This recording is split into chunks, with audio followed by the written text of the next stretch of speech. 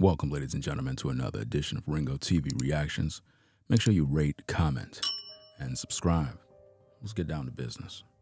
So, what we're talking about is the breakdown of the origin of when demons came into DMX to become a sacrifice for the industry. Yeah, that's right. Rapper DMX, one of the most popular rappers in the early days in hip-hop. Pretty much, he was running the game, man, at a certain point. He had his run, between, the 1990s, 2000s. DMX was the man. But it came with a price. The price is the industry. And we want to talk about these things. We want to discuss this, find out what's going on, because he was one of the biggest rappers, one of the biggest rap stars in the 90s to 2000s. And it's interesting that with all the talent and everything that he had, it came to an end after being blood sacrificed. But what we want to find out in this particular stream is we want to talk about the origins of when it all started. That's what we want to find out. We want to look at the tape so that we can uncover the truth of what really happened. So as you come into the stream, be sure to click the like button one time. I think I'm going to do another stream right after this one. This guy, he had a lot of children, a lot of things going for himself, but he struggled. He struggled with addictions. And a lot of times when you see, stuff like this happens, you think that like it's him, like he did that to himself. And you don't realize that the industry is a crazy place, man. People look at DMX and they say, well, why don't you just get off of the drugs? It's not that simple, fam. It's not that simple at all. You see, me personally, if I can be a little transparent with you, my mom was on crack cocaine. You see what I'm saying?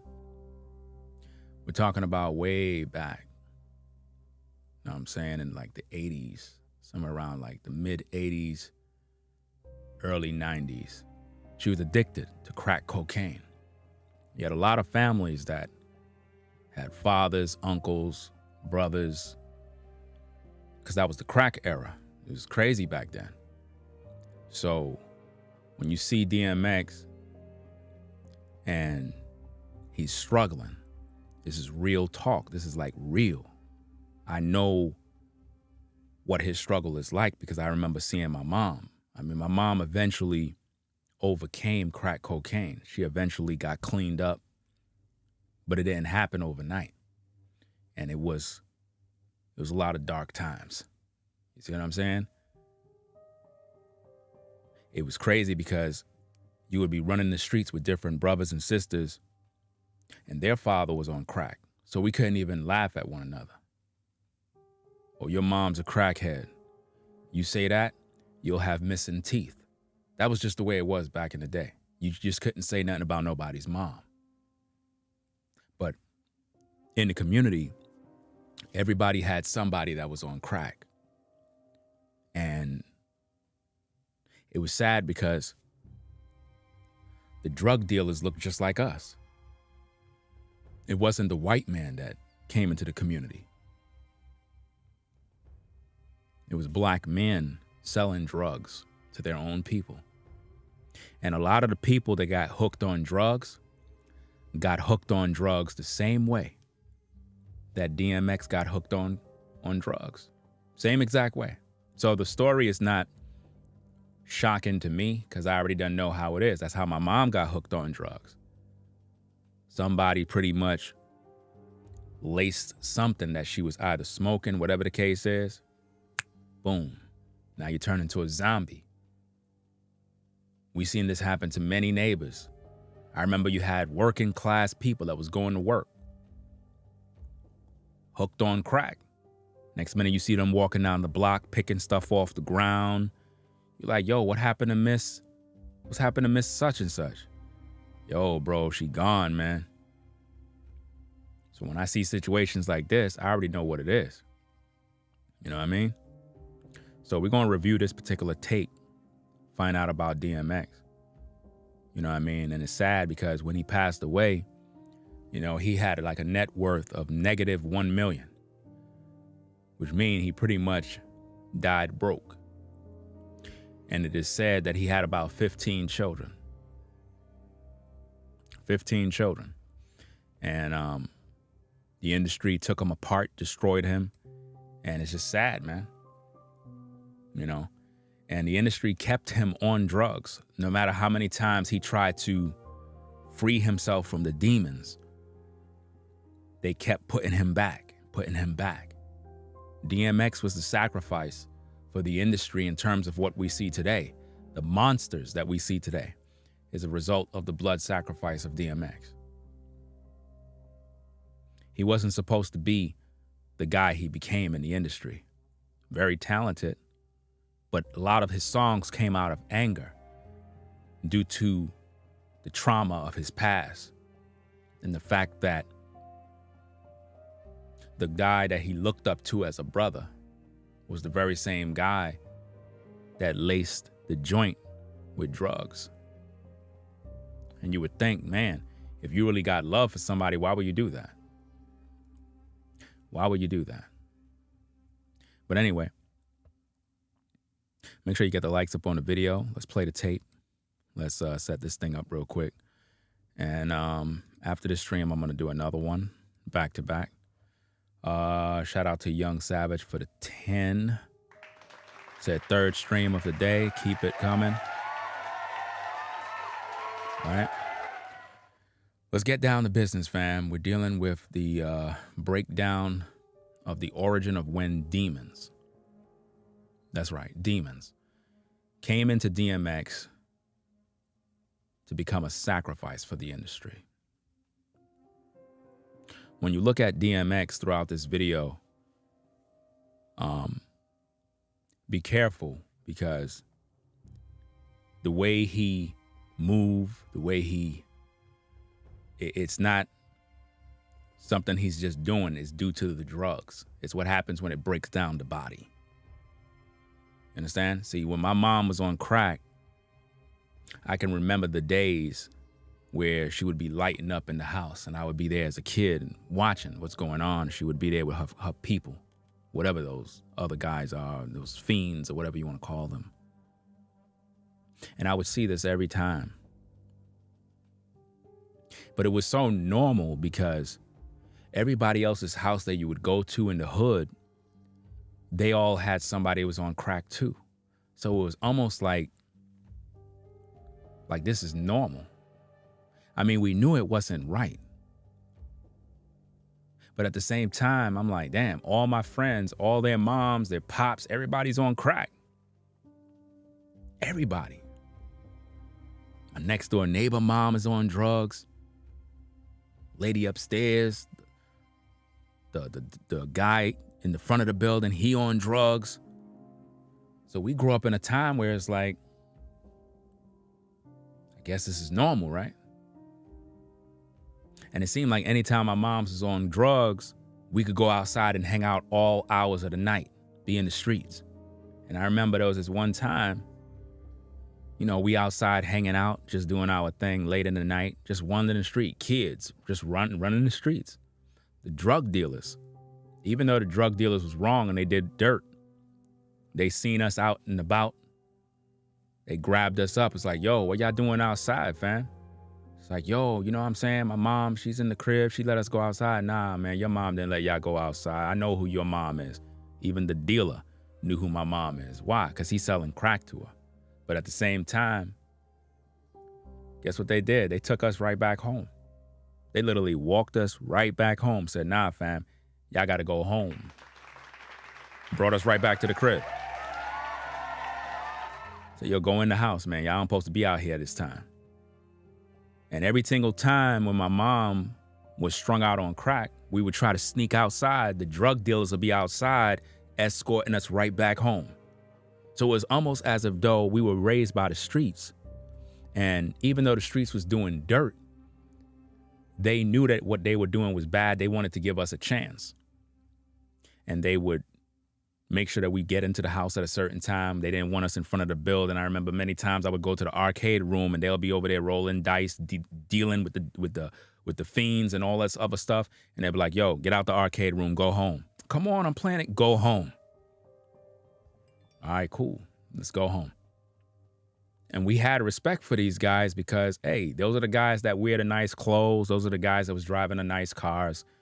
But at the same time, it was such a normal way of life. Everybody on drugs, everybody dumbed down.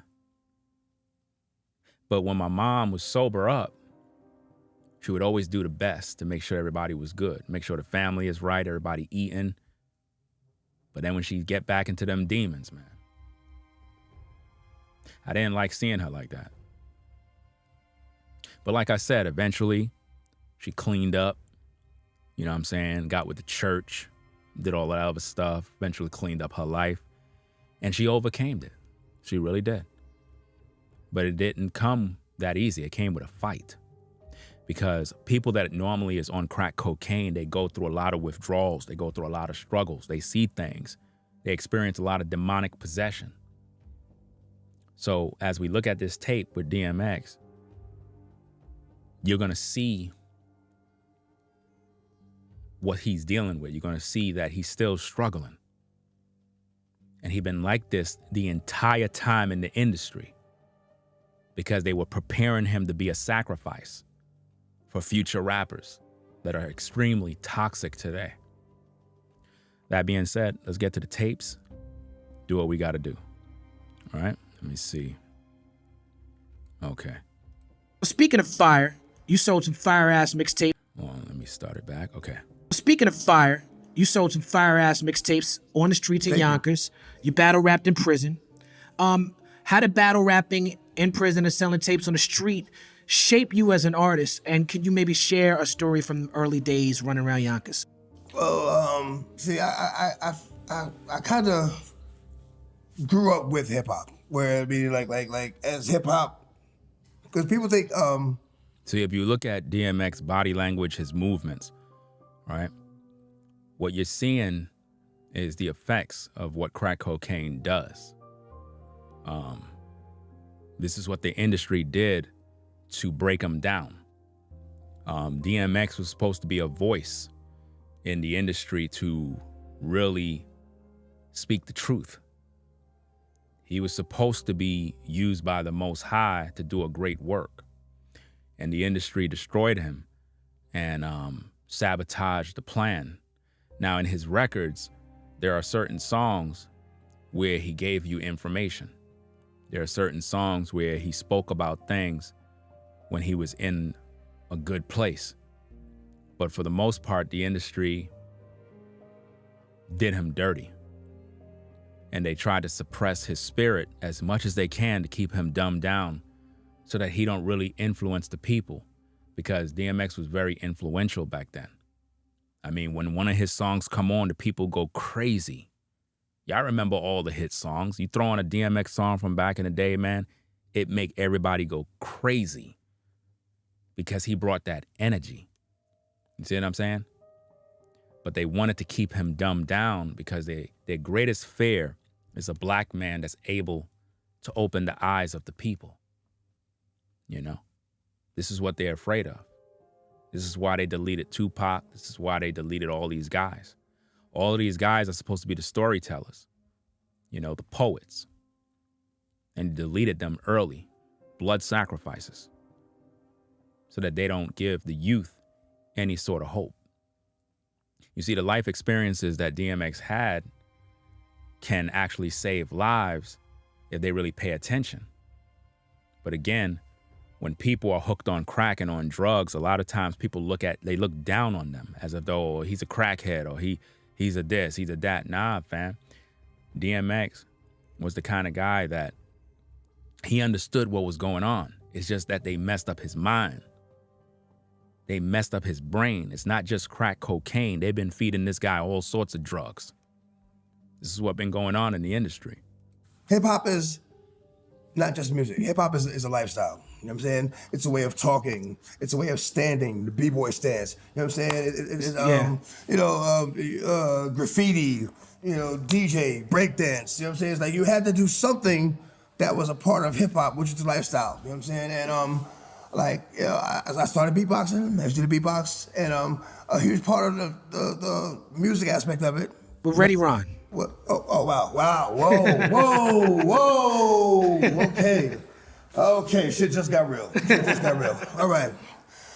So, I'm in Yonkers, you mean? So you could tell by the way he's talking that he has a lot of passion. He's trying to get it out, but it's difficult to communicate that because once again,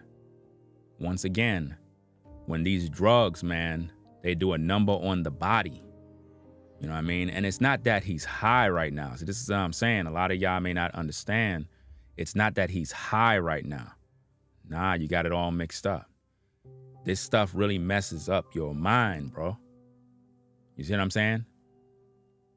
It messes up your brain. It makes you fidgety. It makes you, you know what I'm saying? It does things to you. You know? And a lot of times when they're going like this and they're going like that, it's because they want a hit.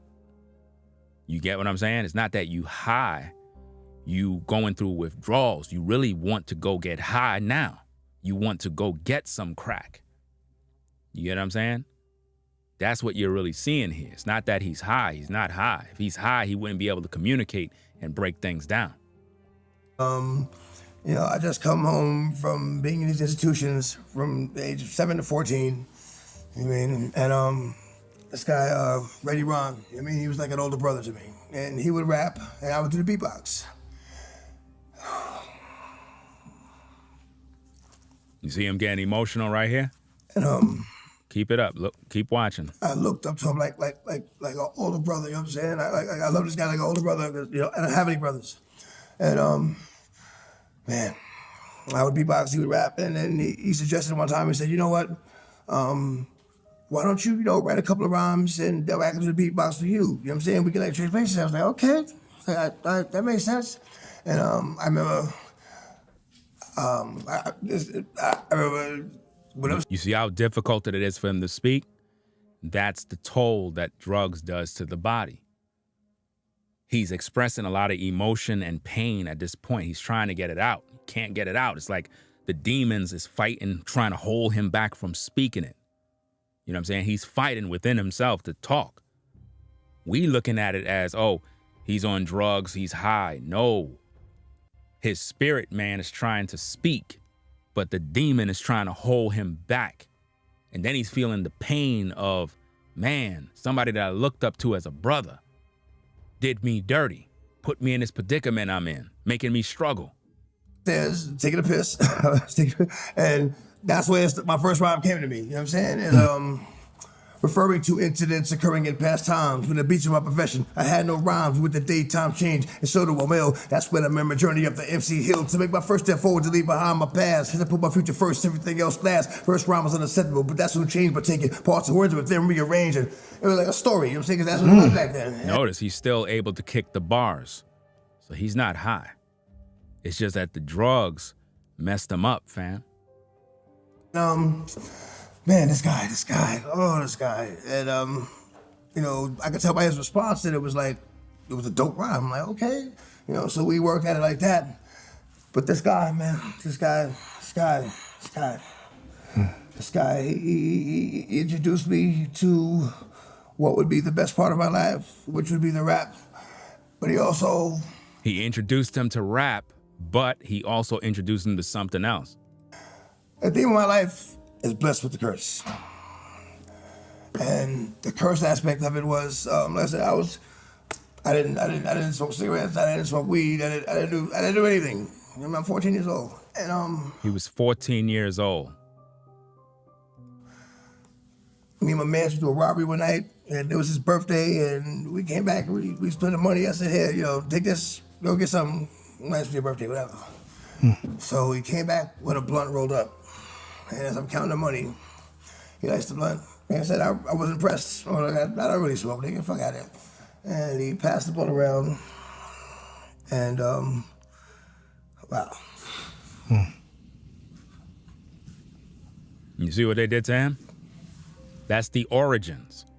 The origins of when the industry decided before this guy gets in and do what he got to do, we're going to introduce him to drugs so we could turn him into a monster. Because the DMX that was supposed to be, we didn't get to see him because they took that away. They created a monster. Even he himself agreed with that. And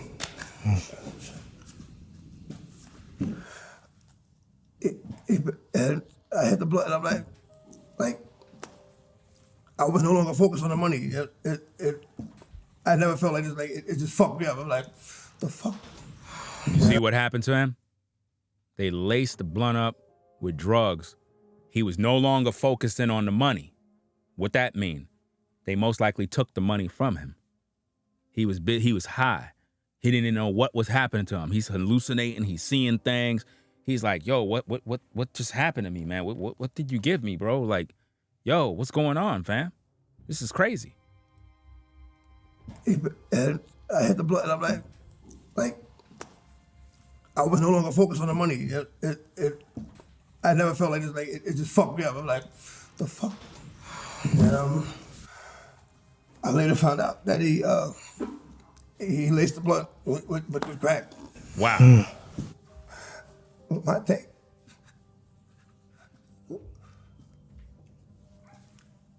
Why would you do that to a child? Right. Why would you do that?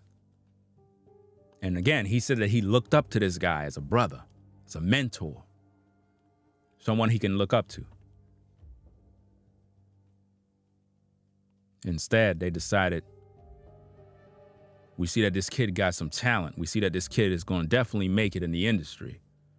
But before we ship him in there, we're going to sabotage his future by making sure that he's hooked on drugs.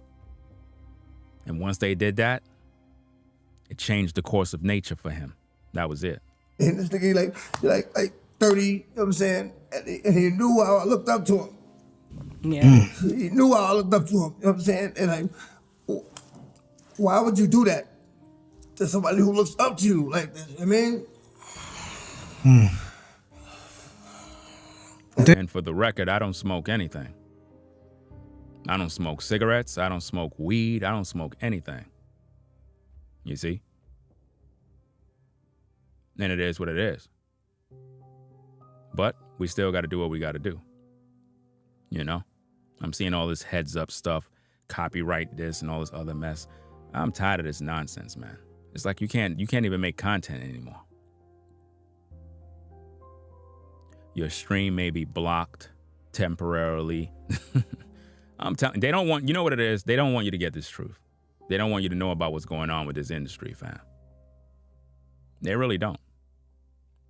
So I may have to end up editing this entire footage. Like, in other words, all the footage that you're seeing, I may have to end up editing everything and blur it all out. That's what I may have to end up doing.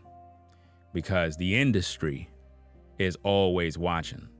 So being that we've been on for 23 minutes, let me do this real quick.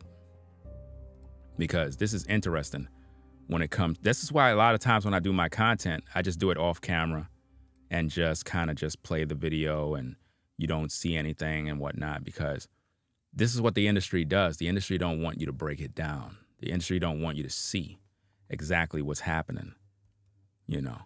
So let me do this and gonna make that right there nice and tiny, because what's happening is eventually what I'm gonna have to do is, after the stream finish, I'm gonna get all these copyrights and all this nonsense, and then I'm gonna have to edit the video and wait probably a bunch of hours in order for it to process.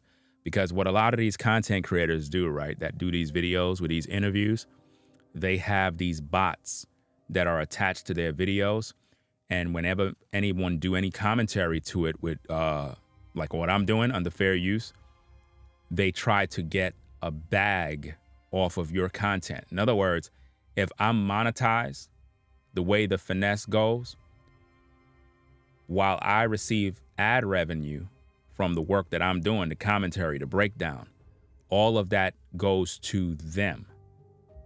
That's how they finesse the system. You see?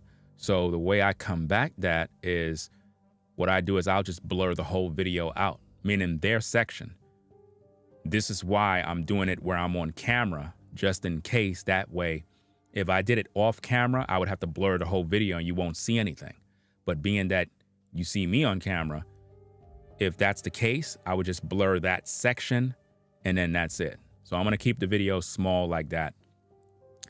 It's like no matter how much you try to do it, if you notice, I flipped the video, you know, I reversed it and did all sorts of stuff, but the algorithm still picked up on it. It's amazing how the system stuff works. But anyway, let's get back down to the breakdown. Good time, brother. A monster was born. A monster was born. He just said a monster was born.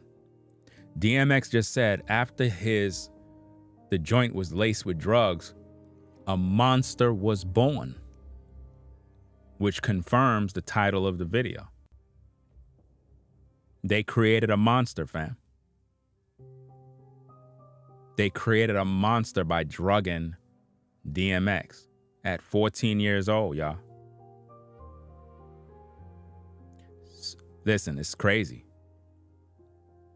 And weed is the same thing, fam. You hooked on weed, fam. Might as well you just call yourself a crackhead as well. I'm just being honest with you, fam. You're just frying your brain and just introducing yourself to spirits.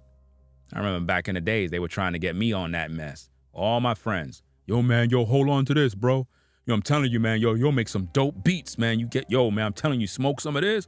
Bro, nah, fam, I already saw what happened to my mom. I'm not dumb. You see what I'm saying? I already saw what happened to my mom, so I wasn't stupid enough to take no weed from anybody. I wasn't into none of that type of stuff.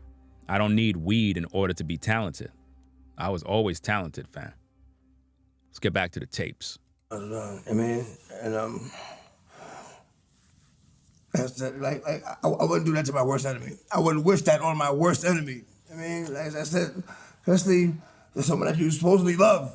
Yeah. Why would you do that? Why would you do that? Right. I put that in one of my songs called Pain. He said he put that in one of his songs called Pain. See, in the song called Pain, we might have to review that, where he talked about the pain of knowing what was done to him. Why did you lace his weed with crack, bruh? Somebody that looked up to you. Somebody that seen you as a mentor. That mean that whoever did that was trying to sabotage him, man. This is crazy, man. This is why they don't want you to see the videos. This is why I tell y'all click the like button. Click the like button so more people could come to the stream so they could see the show. Because the show may end up getting blocked worldwide. That's what it just said on my screen. It said your video may be temporarily blocked worldwide. Now, why would they want to block my video worldwide for talking about this situation? Because they don't want nobody that's going to break down the fact that the industry drugged DMX and made him a sacrifice for the industry. That's what they're afraid of. You know? I may do videos in this format just like how this look. In other words, if I'm using a video, make it very tiny so that it's like not, you know, all over, and have a little image up or something like that, because it's interesting how these algorithms work. A lot of these people just want to make money at the end of the day. And I get it. YouTube is a business, but the way they set up the systems, fam, they want to cover up all of these blood sacrifices and they don't want nobody to know what really went wrong. And if you think about it, the way DMX, the way he died, They said it was a drug overdose. Think about that. Drug overdose. Look how many years from age 14. That man been on drugs from age 14 to age 50. I believe he died at 50. You can correct me if I'm wrong. But I believe he died at 50. Was it at 50 years old? I think it was 50 years old he died. That's crazy, man. He'd been literally on drugs his whole life. That's wild, man. They didn't even allow him to thrive. It's crazy. Anyway, let's get back to the tapes. I smoked crack at 14 for the first time. Given to me by a nigga that I idolize. My love is real. But after that, what I saw in his eyes was a snake, and who I love was just a disguise. So wow, it's in the bars. In his song called Pain. We're gonna have to probably review that video. We're gonna have to look at the lyrics and break it down. He was 50? Okay. So from age 14 to 50, man, this man been on crack, been on drugs. And you know the industry been drugging him the whole time. You know? That's sad. The person that I loved was a snake. The person he loved was a snake, he said. He acted like he was a good person, you know what I'm saying? He acted like he loved me, but yeah. I don't know. This is why Hassan Campbell always tell y'all to watch y'all circle. That's some real spit right there. This is why I don't hang with nobody, fam. I don't trust nobody. People will line you up, bro. They'll set you up. Hey, yo, bro, you want a drink? You want a drink, fam? Hey, yo, I just poured it for you, man. It's good. You good?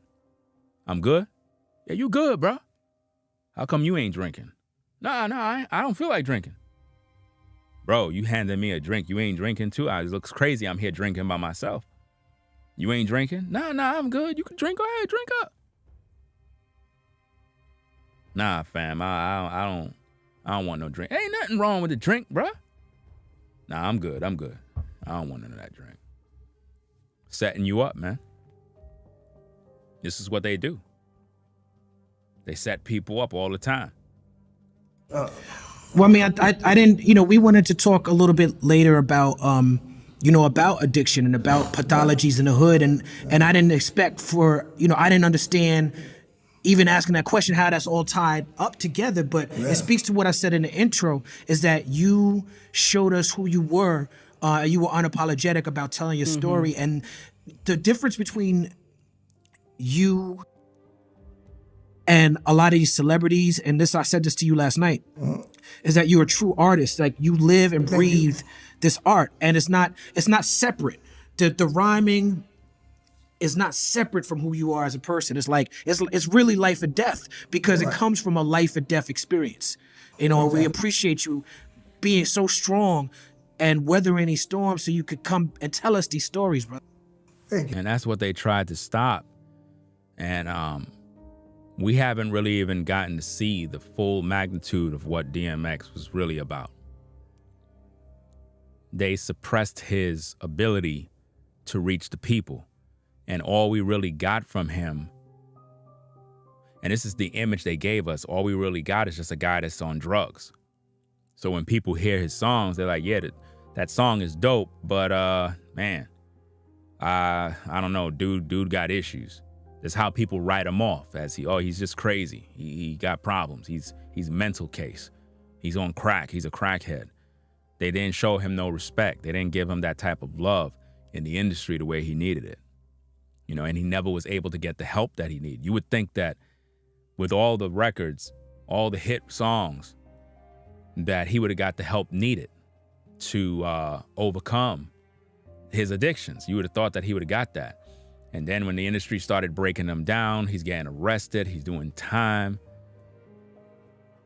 It was only a matter of time before they kill him.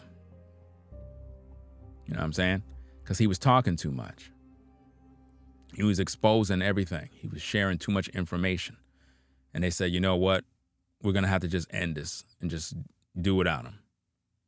You know what I mean? And this is why they said that he pretty much died of overdose. You know what I mean? That's pretty much what it says. It says DMX suffered a drug overdose and passed away a week later on April 9th, 2021 at the age of 50. Reports say that his brain was deprived of oxygen for around 30 minutes, which led to a heart attack. He left behind 15 children.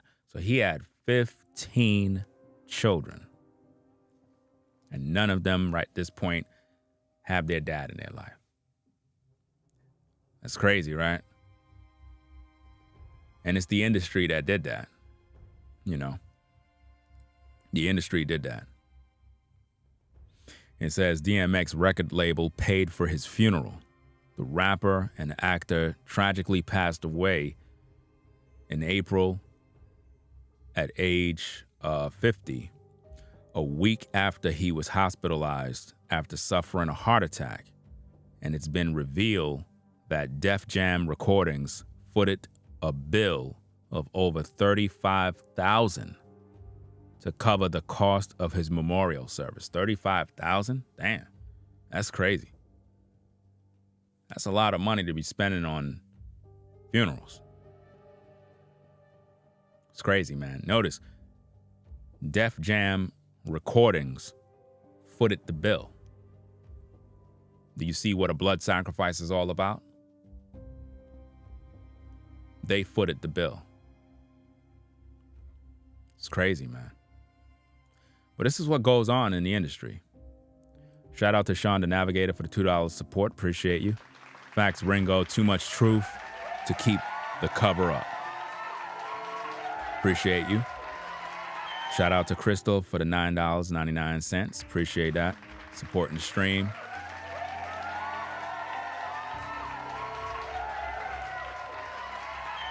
Salute to V-Dub, man, in the chat. I see you there, bro. Okay. All right, y'all. So let's get back to the tape, see what else we got. Because if they did this to him at age 14, what are they doing to these young rappers in the industry right now? Think about that. If they did this to DMX at age 14, what are they doing to young rappers right now in the game? Of course, they're all on drugs, y'all. You gotta be on drugs in the industry. You gotta be on drugs, bro. And you gotta do the rituals and the blood sacrifices. Thank you. And I don't see, I can think of no one else that, to open up like this, about this, the way, you know what I'm saying, happened, there's, other than you know what I'm saying, I have a tremendous amount of respect for you, I mean, when you think real MCs, you're right there. You know what I love and appreciate you, brother. I mean, it's just what it is. It's just what it is. You know what I'm saying? So, In other words, what he's saying is that this guy that is, I guess, doing the interview, that he feel comfortable opening up about the situation with him rather than anybody else. Like if it was anybody else, he would have never did the interview to talk about it or whatever the case is. He would have never did it. So he feels comfortable sharing his story. I'm glad it was you that I got to talk to. I mean, and I feel like you understand what I'm saying. Yeah. But I point out the other aspects of the story. You know what I'm saying? A lot of people just focus on drugs. Like no, hip hop. You had to, do something that was a part of hip hop. You had it is what it was. You know what I'm saying? I did graffiti, all that. You know what I'm saying? I did the beatbox, but you. Thank you. Thank you. Thank you for helping me open that door because thank you, brother. That's actually the biggest problem, not addiction. And I always said this. I mean, now what he just said right there is that if you really think about it, he's saying that the guy that's doing the interview is not focusing on his addiction, but he's focusing more on the aspects of hip hop. It's like we know DMX has his struggle with his demons. We know that he been dealing with drugs. And it seems like a lot of times when people interview him, rather than them focusing on hip hop, what they try to focus on is his drug addiction. And all that does, it causes him more pain because it's like, fam, okay, you know my struggles, you know what I'm dealing with, but damn, could we talk about hip hop? Could we talk about rap? Could we talk about something dealing with the culture rather than always nitpicking at my struggles? It's like, that's what would That's what bothered him a lot every time he would do interviews. If you go look at a lot of interviews with this brother, you'll notice that everybody keep focusing on drugs and his addictions. And so what are you doing to get yourself right? And it's like, he's like, look, man, could we talk about the album? Could we talk about studio session? I mean, like, get off of that other stuff, man. Like, let's just stop being negative, you know? And it's sad.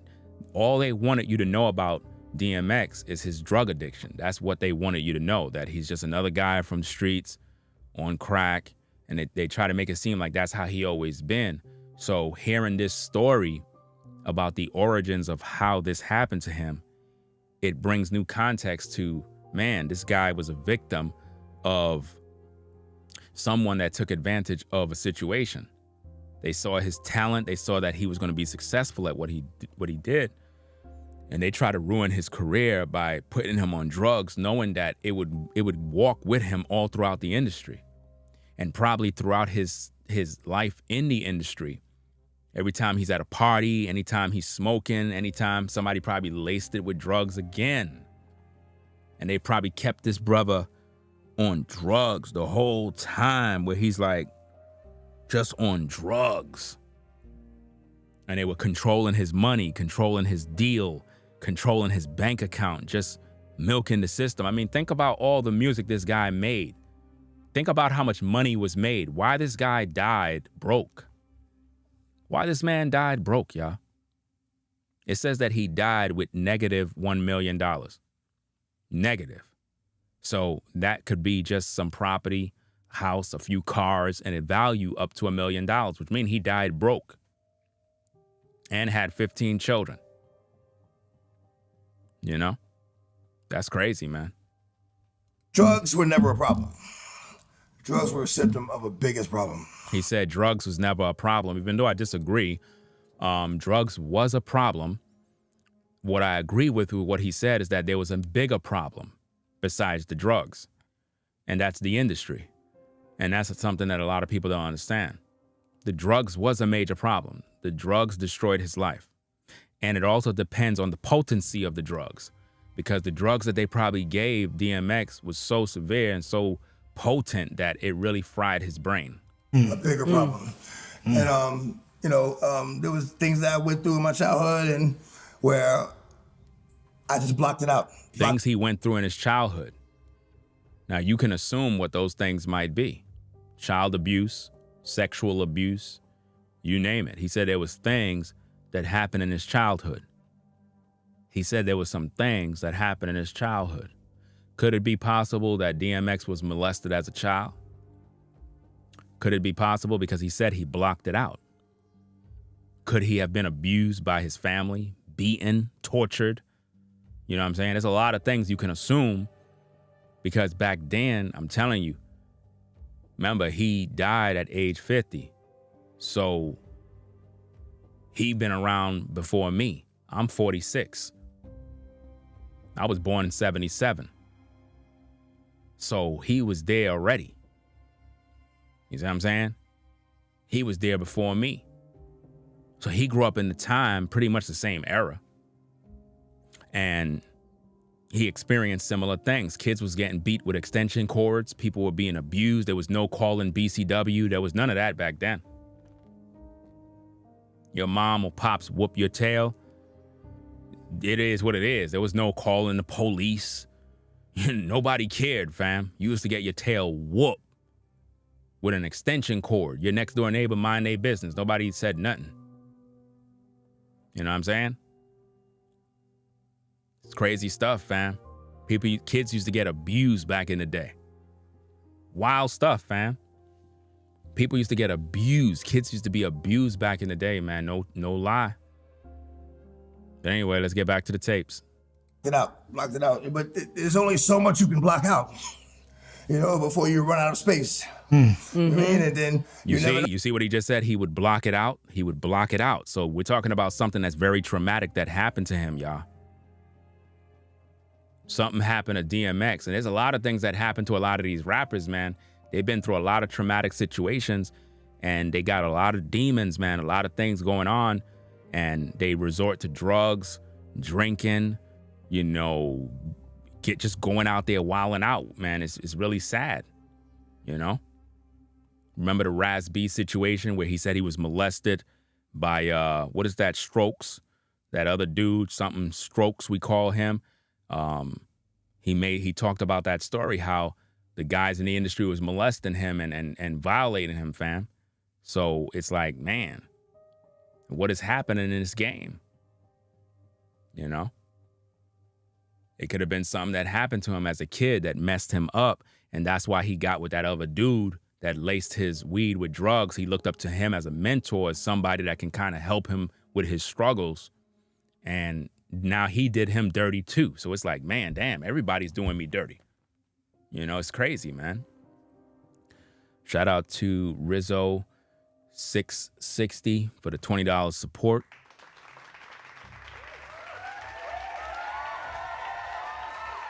Says, you've been in your bag all week. Salute.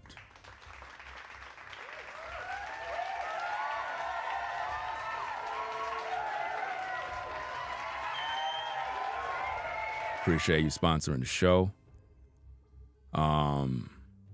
It's a lot of stuff, fam. It's really bad. All of these guys, all these rappers have been sacrificed. I mean, let me see. Boy James says, look what happened to Juice WRLD, XXXTentacion, Pop Smoke, Lil Mario, Lil Snumps, Sneaker Knockers, Lil Keed, Magoo, Pac, Biggie, Big Pun, King Von, Blood Money, Capo, Nipsey, Mac Miller, you know what I'm saying, and etc. It's a lot more to add to that list too. A lot more. You know? All of these are blood sacrifices, man. These brothers they took them out to make way for what we see today, which is even worse. All this drill rappers, everybody out here wilding out. It's crazy, man. When, you know, the things you stored away are just gonna come out and just fall all over the place. And, it might not, it probably won't be a pretty situation. So I learned that I had to deal with the things that hurt me that I didn't deal with when they hurt. And when they happened, I didn't deal with them then. See? He was dealing with a lot of trauma, y'all. Things that happened to him that he couldn't deal with or that he didn't deal with when it happened to him.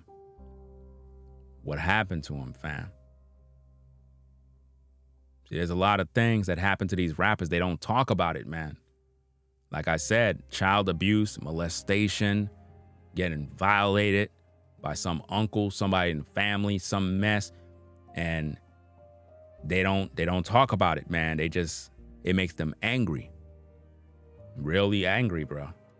I mean, it's like, you know what, let me open this door and start dealing with this shit now before it comes out at the wrong time and I just have a meltdown and, I'll be, no more good to anybody. So, and this is what happened throughout his career. He had a couple of meltdowns, had some issues, got arrested, all sorts of problems, It's because he never got the help. And it's sad because he had a team and they weren't even trying to get him no help. Think about that.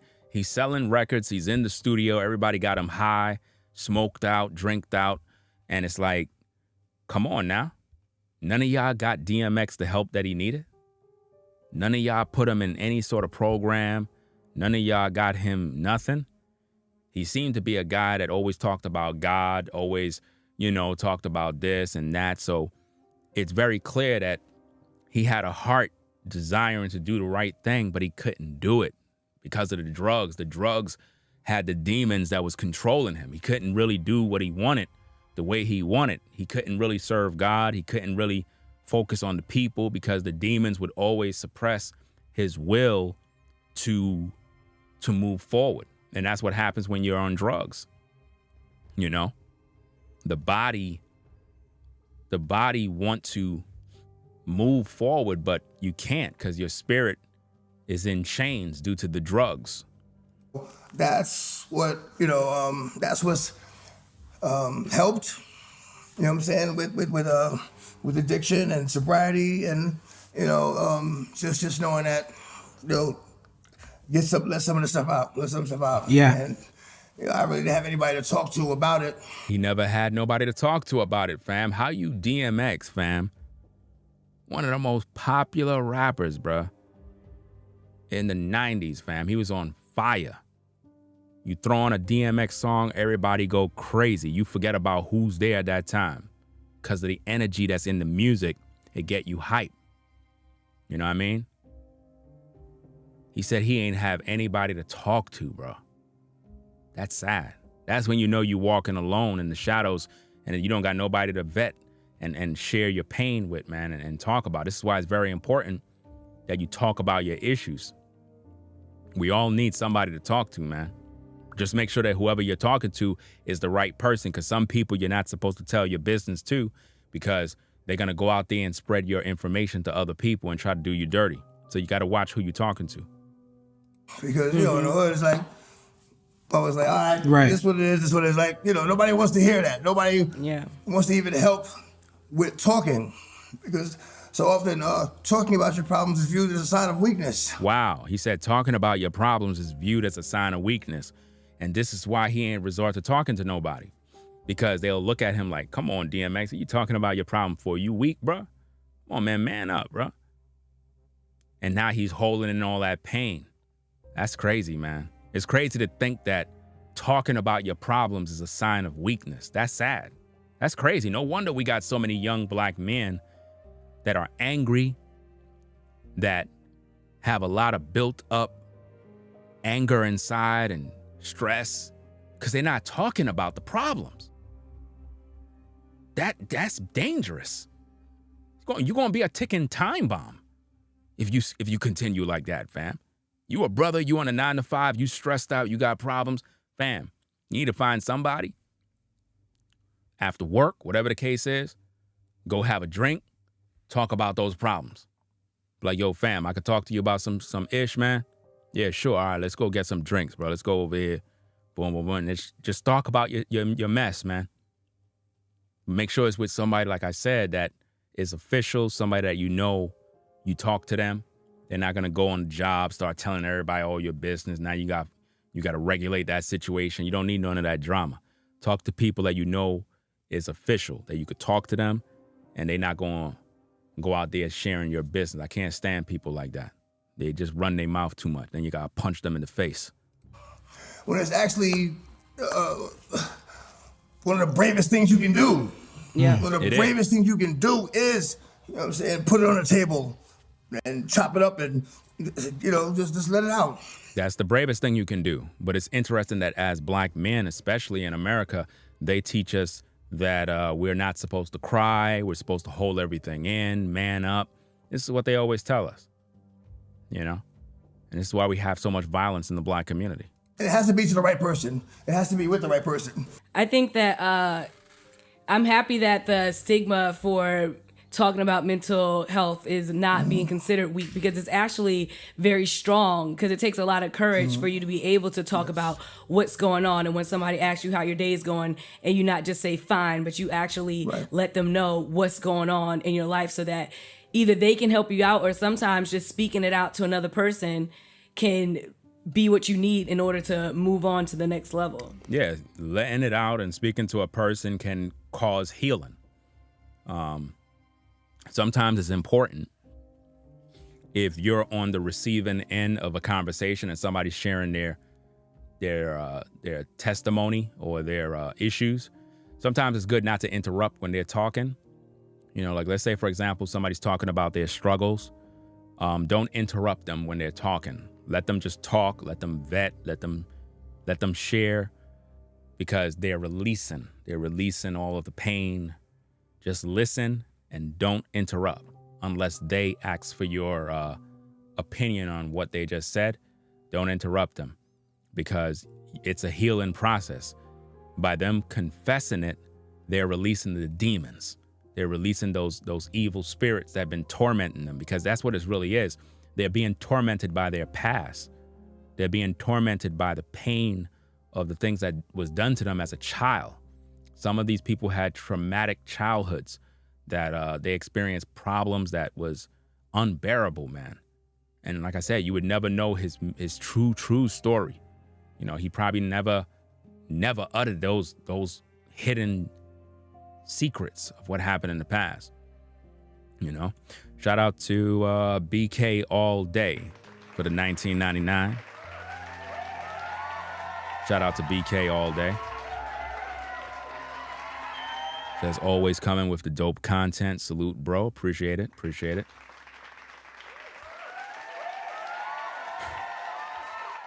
Let's get back to the tapes. That's right. Yes. That's right. Yes. Yeah. True strength. True strength. True strength. You know, it just comes with, you know, understanding that there is a problem, or understanding that there were things that, and, you know, when I started to store these things away at such a young age, it was a blessing. I look at it as a blessing. It was you know, a gift that God gave me to, you know, get past a difficult situation, you know, without having it just like, you know. See, the sad part is that part right there. That part right there is very sad, how he just said that, because he said that it was a blessing and whatnot. And it is a blessing, you know, that God was able to open his eyes and make him see. The sad part about it is that you can hear the pain of the struggle of a man that is fighting demons, real life demons, while trying to be DMX. It's like he's trying to be himself in a world that had been trying to literally kill him for the longest. Since the age of 14, they've been trying to put him to death. And you can hear him struggling within himself. And he's still giving God praise by saying, hey, you know, even in my struggles, you know what I'm saying, this was and that was a blessing. He's still praising God. Imagine that. And you can see that he's not well. But you got to give him credit for trying. And to suffer that long, from age 14 on drugs, you got to understand what's going on in his mind, bro. You got to understand what that did to his life. But to be who he was, he brought in 15 kids in the world. I don't know how many sons or daughters he have. I don't know that. I don't got that information. But even though, you know, he was sacrificed, at least he had 15 children that are in this world.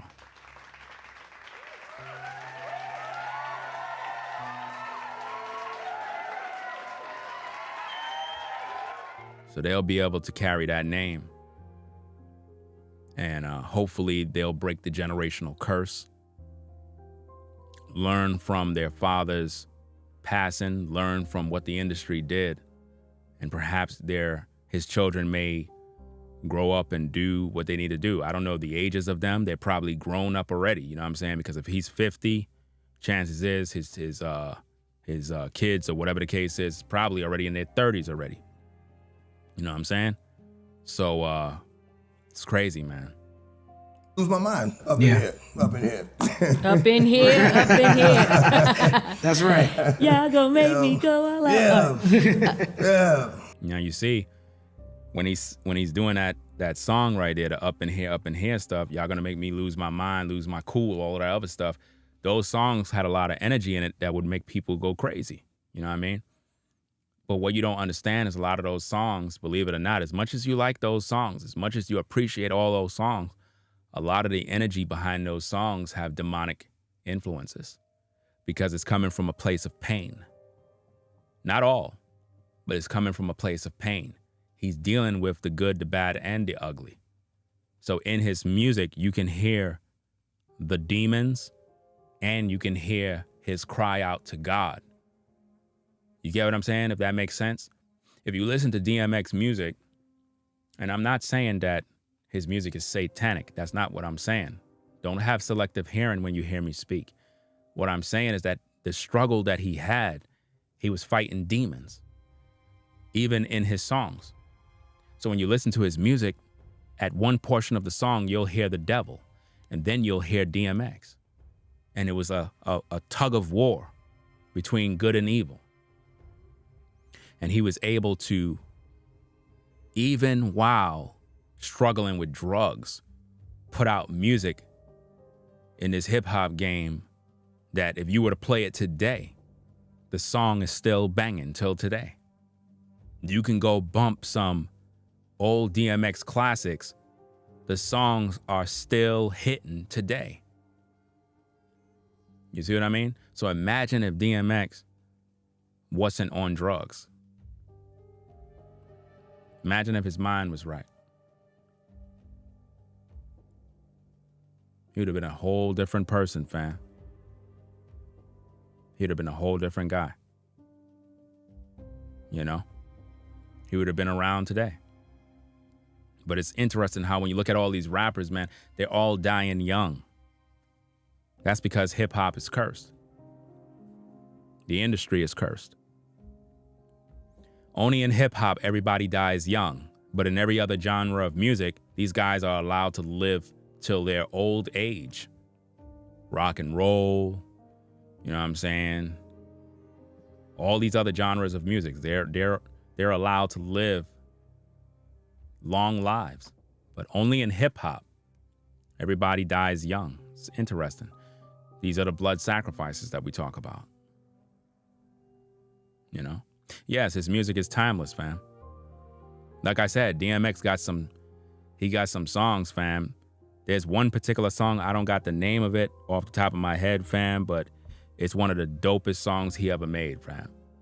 Like if I play that song, it's like the song take you to another world. Literally. I'm gonna see if I can find it, and in my next stream that I'm gonna do after this one, I'll let you know the name of that song. But that song right there, man, if I play that song is crazy, man. That song really, it takes you away, and it make you feel the pain that he deal with. Because that's what really music is about. Music is about the feeling of the music. It puts you in a place where it's like you're out of this world. Have you ever been working out, or you're driving in your car, or you just walking down the street and you got your headphones or whatever the case is, and you got your music playing and you're in your own world? You don't care about what's going on around you. You don't care about nothing. You're in your own world and you're just vibing with your music. And you're just doing your thing. You don't care about nothing. The problems in the world, your bills, you don't care. It's the music that gave you that feeling. You know? And sometimes you have to go back and listen to your music to keep your mind right so you don't go crazy. Some of you got a playlist of songs. These songs is your therapy. You go in your car, you have a drink, and you just sit back, you just let the music play and just vibe. Let the songs take you back to your childhood. Let the songs take you where it need to go, you know? But it is what it is, man.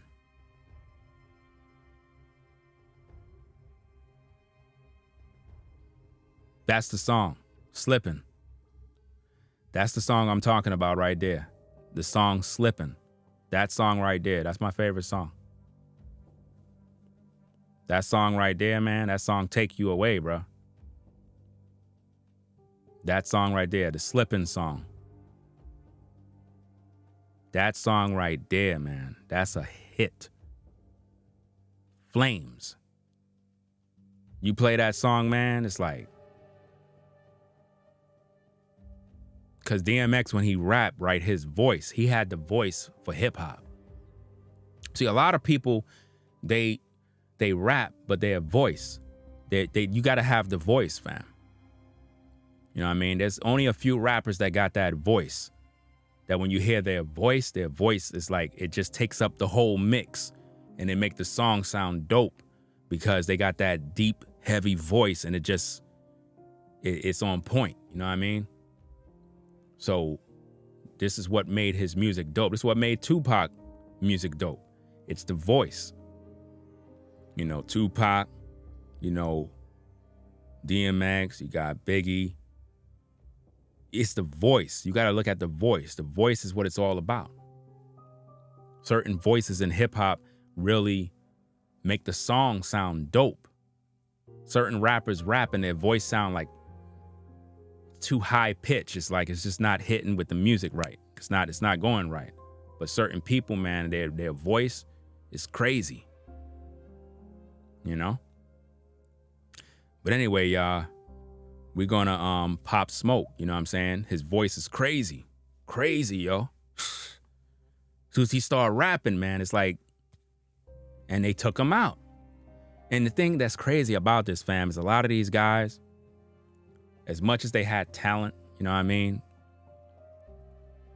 They were in them streets, man. This is what I'm saying with these brothers, man. Y'all gotta look at the bigger picture. I understand a lot of y'all grown men now, y'all doing y'all own thing, but y'all gotta get out them streets, man. Get out them streets. Get out them streets. Know your circle. Know the people that are around you, man. Because all of these guys, they lined them up. You know? Sad situation, man. Jadakiss is a beast. You don't want no smoke with Jadakiss, fam. I'm serious. You don't want no smoke, man. Man. Fam, if YouTube allow you to just come on and just play whatever music you want, fam, I got a playlist of all the classics, fam. If I run this playlist, man, with these hits back to back to back to back, fam, man, it'd be over, man. Because the hip hop today is nothing compared to back in the day or even in the 90s. You can't compare it, man. You can't. You got a lot of dope stuff that's out, but most of it is generic, you know what I'm saying? Everybody sound the same. Back in the day, everybody had their own style. Everybody had their own way, and every producer that produced the beat, it was perfect for the songs. So it was interesting in the 90s, early 2000s hip hop. And then it just went a different direction. Now you're dealing with all this drill rap and everybody talking about shoot 'em and kill 'em. Back in the day, man, we had party music, we had vibe, we had beats, we had music that we could really, you know what I mean? We can really get into. You know? But anyway, I'll be back. Go grab something to drink. Come back with another one. Matter of fact, when I turn off the stream, I'm going to go watch the music video for Slippin', just so I can hear the song, so I can get into the next stream. So y'all take care. I'll be back in about 10 minutes, 10-15 minutes. And then we'll wrap it up, right? Let me give a few shout outs on this Cash App.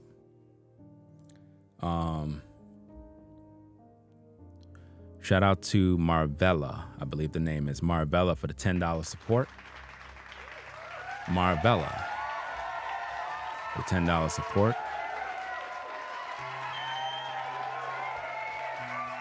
And shout out to, is that Catherine? Catherine for the $10 support. Appreciate you sponsoring the show. Catherine for sponsoring the show. All right, y'all. So we're gonna be back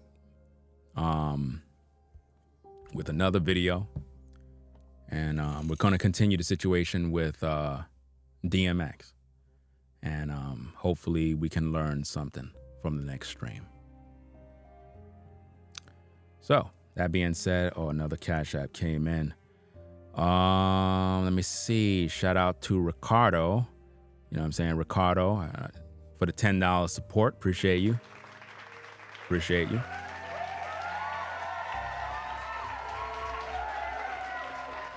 All right, y'all. 15 minutes. I'll be back. Ringo TV. Reactions. Make sure you rate, comment, and subscribe. Appreciate everybody rocking the platform. Call your mom. Call your dad. Tell them you love them. Honor thy mother and thy father, that thy days may be long upon the earth. Peace and blessings to the mods. V Dubman, Sean the Navigator, everybody in the building rocking with the shows. We salute you. We out. Peace. If you like our content, consider supporting via Cash App at $RingoTV Raw. Become a patron on patreon.com for exclusive video content not shown on YouTube. You could also support through PayPal at paypal.me/RingoTVRaw. Subscribe to our YouTube channel and click the bell to be notified of new content. Follow me on Instagram at RingoTVRaw. This is Ringo TV Reactions, the only channel on YouTube bringing you the truth, 100% raw and uncut. I'm out.